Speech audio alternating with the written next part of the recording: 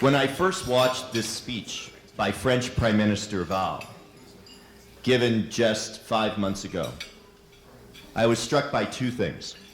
The first, that this speech was given in the year 2015 and not the year 1939. The second, of course, that there was a need for this speech at all. Once again, 70 years after the liberation of Auschwitz, Jews in Europe are under siege. In this past year alone, we have seen the shooting of Jews shopping in a kosher market in Paris, the killing of a security guard at a synagogue in Copenhagen, a desecrated Jewish cemetery in Hungary, swastikas spray-painted on the walls of a high school in Sweden, and much, much more. Since the 1990s, there has been a seven-fold increase in the number of anti-Semitic incidents in Europe. There, parents of Jewish children face a terrible dilemma. Should I send my child to Jewish day school and worry that the school may be attacked? Or do I send my child to public school and worry that my child may be attacked? It is now routine in parts of Europe for armed guards to be assigned for the protection of Jewish elementary school children. As Gary mentioned, AJC was founded in 1906 when leaders of the American Jewish community responded to the pogroms in Russia. They recognized what Jews have known throughout history, that an attack on Jews anywhere is an attack on Jews everywhere. And furthermore, that the festering of anti-Semitism is an affront to democratic values, the promotion of which can serve as an antidote to this scourge. AJC is no less animated by these principles today. In addition to 22 offices in this country, AJC has 9 offices overseas, including in Paris, Berlin, and Brussels. The leaders of these offices, Simone Rodin Benzaken in Paris, Deirdre Berger in Berlin, and Daniel Schwamenthal in Brussels, engage daily with elected officials and community leaders in those countries to fight this rising tide.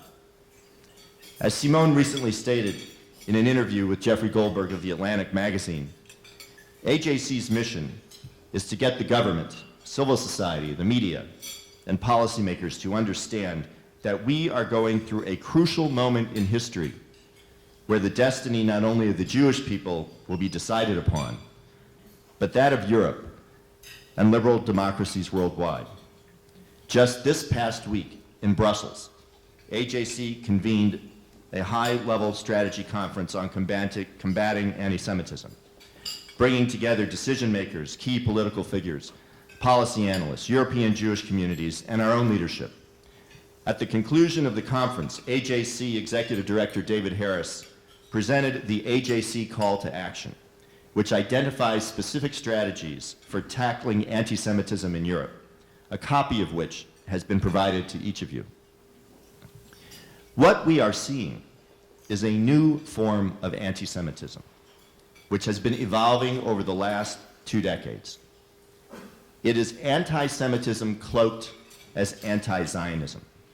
Put another way, anti-Zionism has become a proxy for anti-Semitism. French Prime Minister Valls recognized as much when he recently stated, "There is an incontestable link between anti-Zionism and anti-Semitism." Just re-elected British Prime Minister David Cameron said, "There has been an insidious creeping attempt to delegitimize the state of Israel, which spills over often into anti-Semitism." But this new form of anti-Semitism is not confined to Europe. It has taken root here in the United States and has located itself at American universities among both students and faculty in the form of the BDS movement, or Boycott, Divestment, Sanctions movement. Supporters of BDS have turned language on its head, many intentionally, some unwittingly, to invert reality. The rhetoric of BDS websites and supporters of the movement is the language of demonization, replete with phrases such as Zionism is racism, Israel is an apartheid state, and Israelis are guilty of ethnic cleansing. The supporters of BDS, by their own admission, are not interested in a two-state solution to the Israeli-Palestinian conflict. They want one state with a Palestinian majority.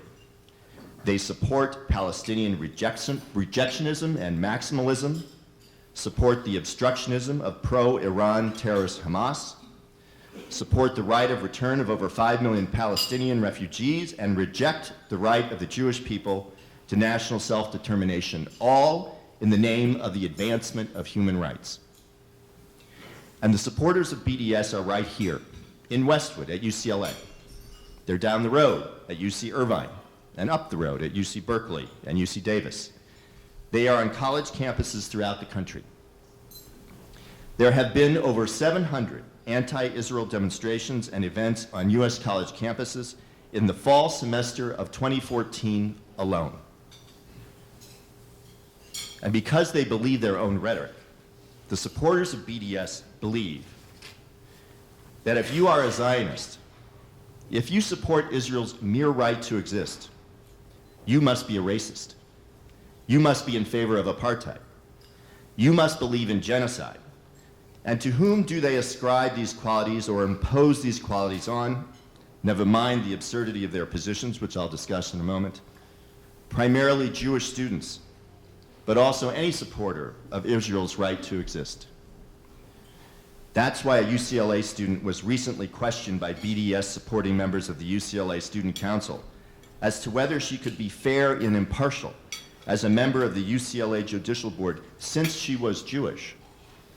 That's why a Stanford student running for student office was recently asked by BDS supporters during an endorsement interview as to her position on divestment from Israel since she was Jewish. That's why shortly after the BDS supporting student government passed a divestment resolution at UC Davis, that swastikas were painted on the walls of Hillel House and a Jewish fraternity. That's why Jewish students were physically accosted at Temple University and elsewhere. Social media has become the medium for attacking Jewish students and supporters of Israel.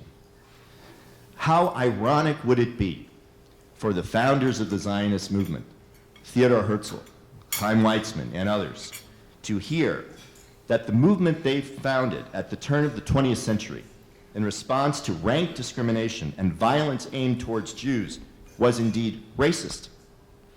How can anyone seriously claim that the state of Israel, where Jews constitute a majority of the population, and in which its minority Arab population constitute 30% of the medical students in the country, hold seats in the Knesset, and sit on the Supreme Court, is an apartheid state? The early Zionist leaders hoped that repatriating Jews to their ancestral homeland in Israel, where Jews had lived continuously for millennia, and claiming their right to self-determination, would normalize conditions for the Jewish people. That Jews would then enjoy the same civil rights as the non-Jewish populations enjoyed in Europe and elsewhere, which civil rights had been denied to them for centuries. Zionism simply means commitment to the existence of a Jewish state, which, by the way, is compatible with the plurality of political views. To be anti-Zionist is to deny the legitimacy of the state of Israel as a Jewish state. And many anti-Zionists do so today by unjustifiably demonizing the state of Israel and subjecting it to a double standard, making statements such as, Israel is the worst human rights abuser in the world. Really? On its face, this is an absurd statement. Yet these statements come as much from faculty as from students. What has been normalized, sadly, is that anti-Zionism has become a legitimate form of political discourse. This must stop. This we must fight against. I am a Zionist, and I say so proudly.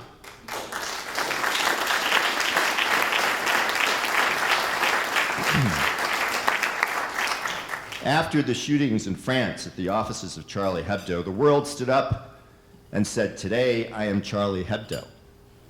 In response to violence against Jews, the world must stand up and say, "I am a Zionist."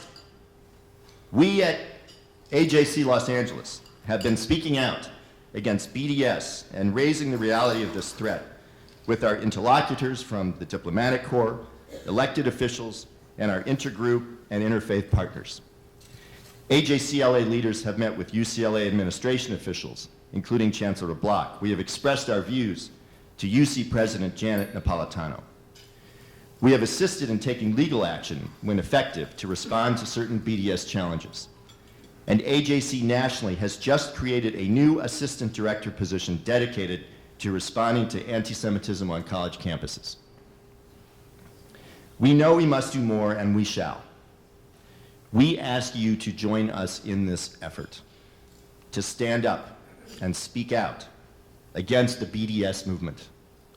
Just this past week, the students at Bowdoin College did just that in Maine, one of the leading liberal arts colleges in the country. They overwhelmingly rejected a BDS-sponsored referendum that was put before the entire student body.